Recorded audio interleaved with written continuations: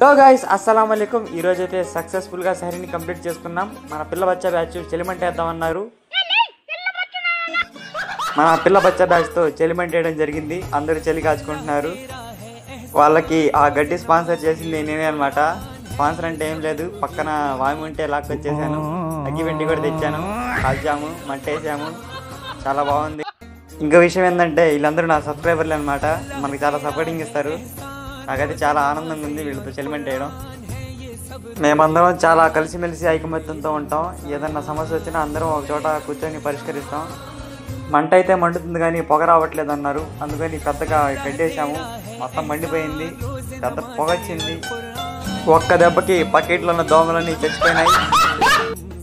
పొద్దున్నే మీరు కూడా చలి కాచుకోవాలనుకుంటే వచ్చేసేయండి కర్లపాలెం పాతూరు మసీద్ దగ్గరికి. రోజు చెలిమెంట్ వేద్దాం. ఏం లేదు ఫ్రెండ్స్, ఊరికే సరదాగా తీసాను ఈ వీడియో అంతే. నచ్చితే లైక్ చేయండి, షేర్ చేయండి, సబ్స్క్రైబ్ చేయండి. ఉంటా మరి, బాయ్.